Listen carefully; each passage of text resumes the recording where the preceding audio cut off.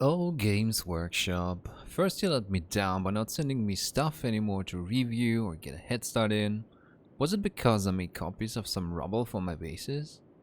Or did the Blood Bowl video I made not generate enough sales? We will never know.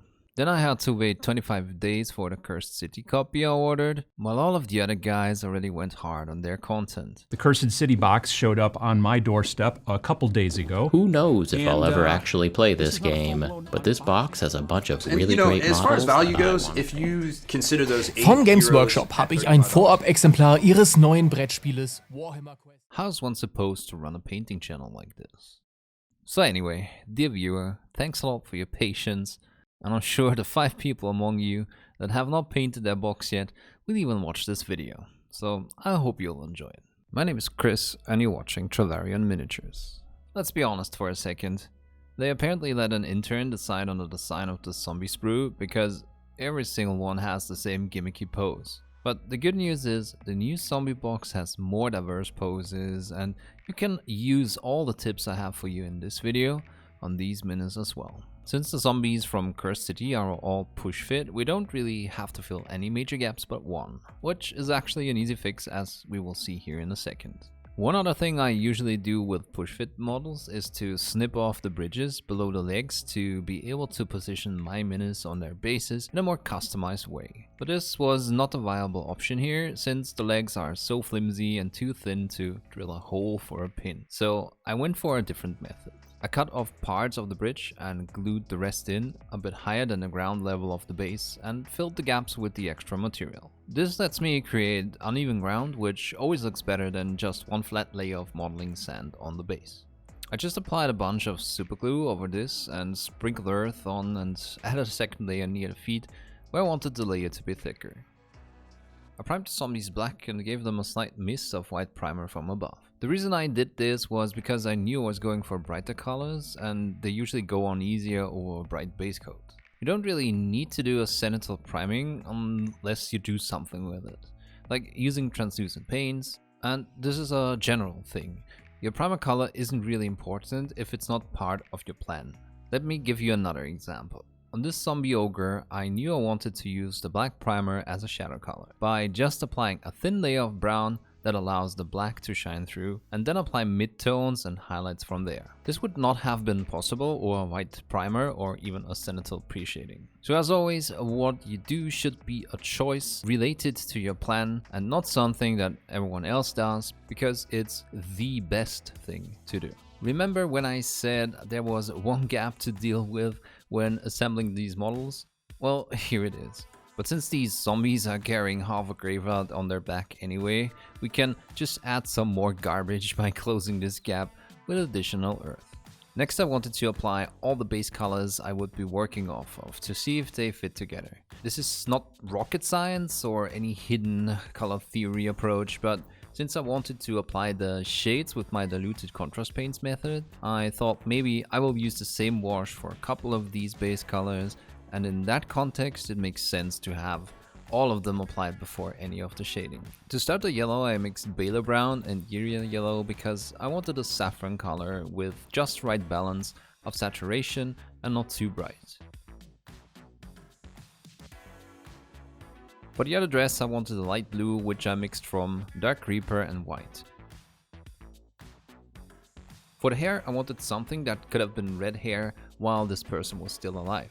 So I took tall light ochre and I applied it until it formed an opaque coat. Whenever I paint Undead Skin, there's a long discussion about what is realistic and what isn't in the comment section, but we have to remember, in the end, this is fantasy, and I choose my colors not just through what is realistic, but also with a slight flavor of what fits the color scheme or generally just looks cool. And everything it has to be is just credible. But before we dive deeper into skin tones, let me tell you about the offer this video's sponsor has for you. Skillshare is an online learning platform with thousands of different classes on tons of different interesting topics. Especially if you are a creative mind, you will love what Skillshare has to offer. For me, it was really easy to pick up the basics of watercolor, and it was fun to see so many different teachers with different styles and to follow along. And there is also an extensive section on photography. You can go on an hour-long journey into basic and advanced settings and how to apply them in any given situation. And there's also a few classes about making the best out of your smartphone camera. And of course, there's also classes on editing taught by industry professionals. There is so many more topics to explore on the platform. A lot of them helped me understand my miniature painting better or made new and fun hobbies more accessible. Skillshare is always a great sponsor to have because, you know, I only recommend products and services I can stand behind and use myself, and I literally spend hours on the platform diving into not only creative topics but also marketing, freelancing, web design, even music, and I always pick up something new I didn't know before. So I'm happy that I can offer a free trial of Skillshare Premium to the first 1,000 people that click the link in the description. And yes, that means access to full premium with no strings attached. And the best thing is, you're also supporting this channel in the process. Why not give it a try? So here I chose a base color mixed from Sunny Skin Tone and Administratum Gray, which resulted in a rather pale and desaturated skin tone that I would later fill with different shades of color to indicate the decay. For the second zombie, I added more Nurgling green to this mix to have a bit of variety and to show you that there is a couple of ways to make decayed skin work in our fantasy context. I gave all wooden parts a base coat of English uniform, which is my go-to color for anything wood related. And I used red and a darker shade of my blue for the sash parts on the dresses. For the tombstone, I went with Stormworm and Fur because it has a bit of brown in it, and I'd give it more shades of colors with washes later anyway. And to limit my palette a bit, I also used this color as the base color for the second zombie head wrap. I mixed with darker red with black and applied the base color for the roses. And I applied the white aluminium on the fence and just covered the rose leaves in green. Then it was time to move into the highlighting process. English uniform makes for a nice beige if you just add white, so I did that and began to pick out all edges and started to paint a bit of wood grain on the coffin boards and bark, and I picked out the parts where the stake was sharpened. To define the hair, I used the same mix. You can see that I highlight in a volumetric way, covering that whole strand of hair that would catch more light than any other part, except for the very top of the head, which I also cover, just leaving a few shadows in between the strands. I try to keep my colors coherent again by using the base color of the blue dress as a highlight color for the head wrap, just picking out the folds and all prominent features again in a volumetric way.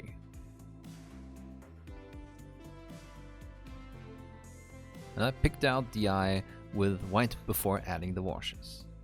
You have probably seen me do this before in other videos where I've focused a bit more on speed while defining a figure. I use contrast medium and mix a translucent wash by adding any form of pigment. In this case, I'm using a burnt sienna ink, which makes for a really nice orange tone when applied over the saffron yellow dress. Creating the same mix only with burnt umber, I washed all the wood and earth parts to create some depth.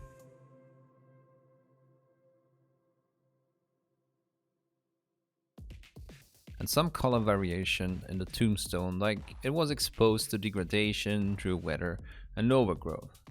As I start treating the hair, it's maybe interesting to give you my reasoning for the order I put on the wash and the highlights in. If I want smoother gradients, I apply the highlights before the wash, and if I want more contrast, I apply the highlights after it, because the value of the highlights gets toned down just as the recesses do.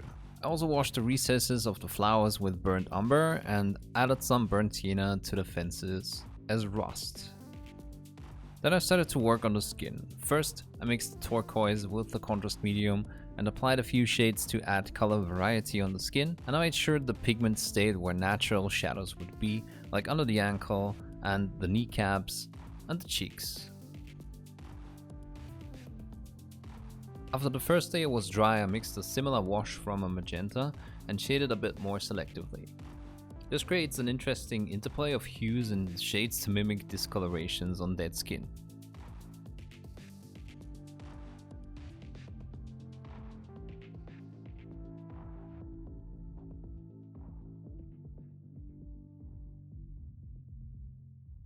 I also added the turquoise to the skin of the other zombie, and I used the same shade to add another color tone to the tombstone and some of the earth.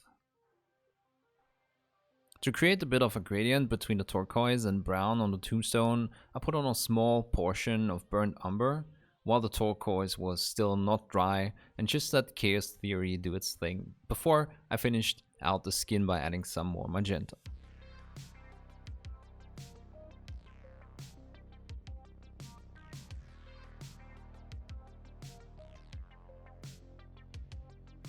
For shading the dress, I used a very diluted initial wash of Black Templar contrast paint, which is something that works pretty well because it's some dark shade of blue when you look at it closely.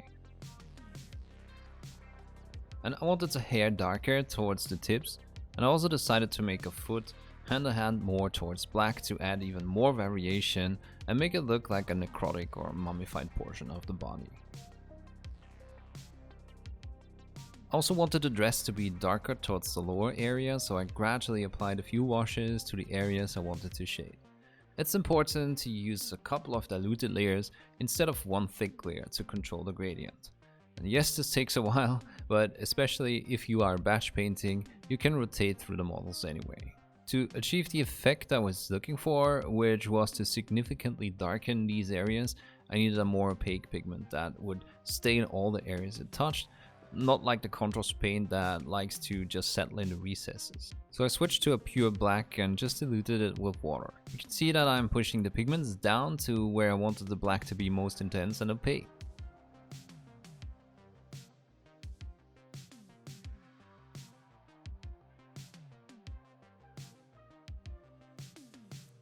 And I was using the same approach to darken the dress. This way you can achieve a relatively smooth gradient because the initial part of the layer doesn't cover as much as the part where the brush leaves the surface because of how pigment collects there.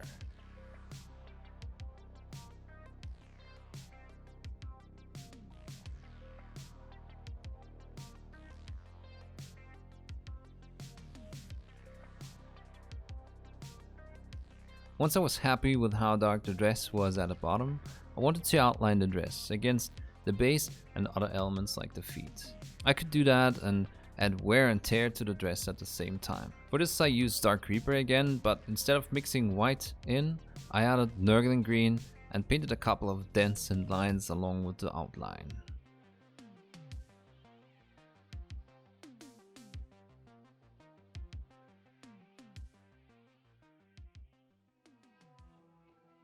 I also mixed Nurgling Green with the base color of the yellow dress to get a desaturated version of the color.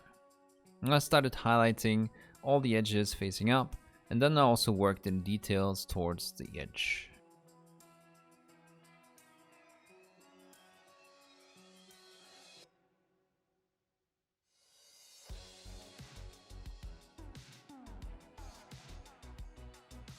Because adding washes generally increases contrast, but at the same time tones down our brightest highlights, I had to bring out some of the brightest parts again, like the edges on the tombstone and the wooden parts.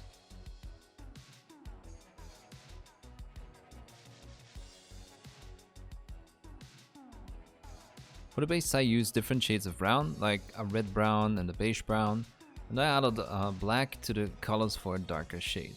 You can see everything in the palette shot here.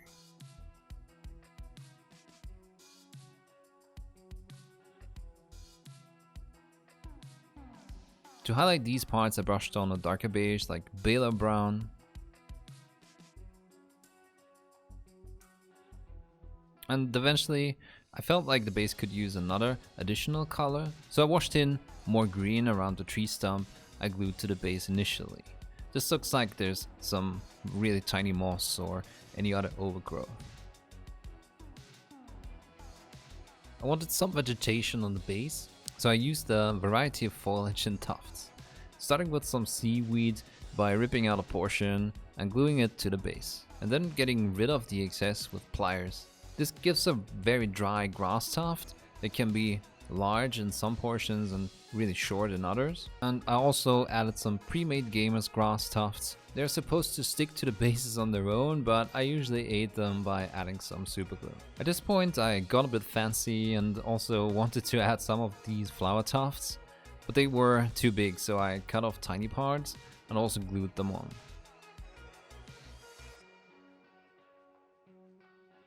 I kinda like how this one kinda stares down at them.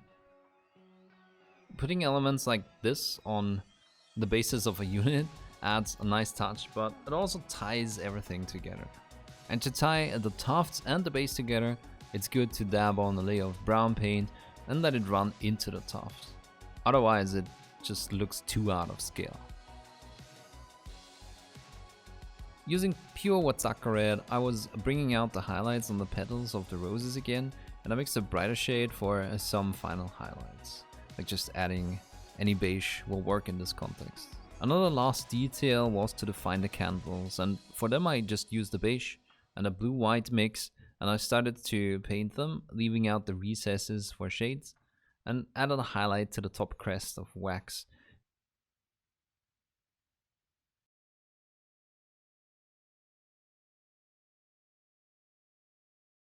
And just painted the wicks black. Okay, this is the bare minimum I would do, and it's not bad for just about 2 hours of work. As always, I want to show you a few tips to move past the tabletop standard, which the rest of the video is dedicated to. So using a mix of noble green and a bit of white, I'm adding a couple of volumetric highlights to the skin tones. You can watch my 6 easy tips to go beyond tabletop standard video to learn more about this. In essence, we are reducing the mini in front of us into the shapes that make it up. Like on the arm, for example, we treat every muscle group like an individual volume, and anything that would catch light is getting a layer of highlight, not just the edges. On the arm you can see again that I'm pushing the pigments into the brightest area to get a smoother gradient. Here I'm adding one last layer of pure white to maximize the contrast in a more confined area. As always, I try to show you all of the important steps in this video that you need to replicate what I do, but if you want to learn any of the concepts from the ground up, you can find a longer version of this video on my Patreon in the video supporter pledge. And you will also get access to over 150 additional videos and PDF guides. For the black parts of the skin, I'm adapting my highlight color and I use a gray instead, but you can see again how I highlight according to what shape the area is made of.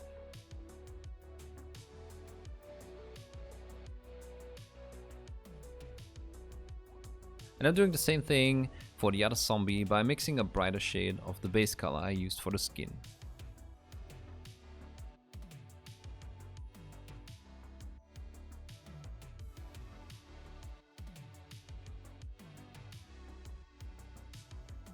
Also needed to highlight the large volumes of the clothing. And here you can see that I test the opacity of the highlight color I mixed for the yellow. Basically a mix of the base color leaning a bit more towards a chromatic yellow with a bit of white added to make it brighter. As you can see again, the trick is to highlight the whole area that would catch light. Any fold, for example, that faces up is highlighted as a whole, and so on.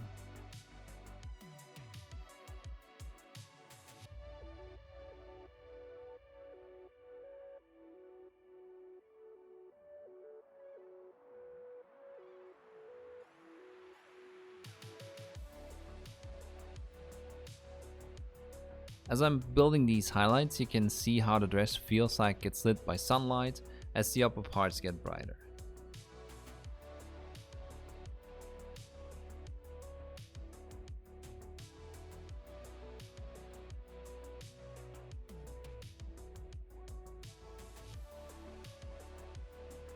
Of course, I'm doing the same with the light blue clothing on the other zombie. And here you can see how I focus the bright area on the back, adding the larger shapes and the folds, and where it transitions into a darker part, I put down a bit of stippling to create the transition.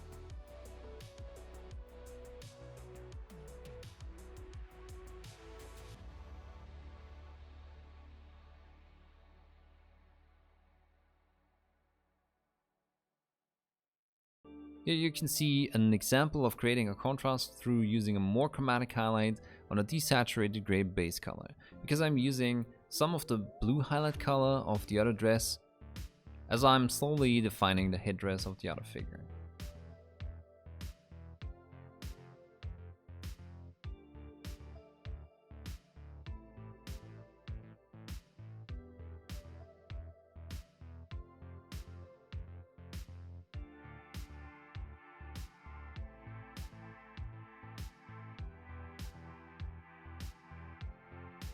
One last detail I had to do was to define the 2 gems of the trinkets attached to the figure. I basically painted them in a typical gem pattern with a highlight towards the lower right area and a dark part on top on the opposite side with a white reflection dot added.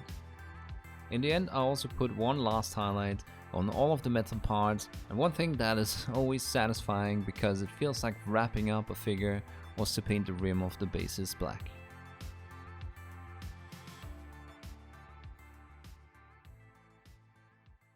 So here's the result. Before you leave, let me close this video out by giving you some food for thought. These minutes didn't take too long, maybe 3 hours in total, but that is a lot of drying time included. With the current fixation on speed painting on YouTube, I think one important thing is lost, and that is the more you learn about painting, the more you understand the principles behind it, and the more you can control your brush and what the paint on it does, the better your miniatures will look. Obviously. But on top of that, you will get faster and have better looking miniatures at the same time. You don't have to become a pro painter. Just open up to learning new things that are not how to more efficiently dry brush 12 minis at a time, or how to cut a corner here and there with a minimum of quality loss, but maybe need a bit more of an initial learning investment. Not only will they pay off in the long run, but they will also give you results that will make you more happy and satisfied. If you like what this channel has to offer, don't forget to subscribe, and I'll do my best to bring you more educational videos in the future. For now, stay creative, and I'll see you in the next video.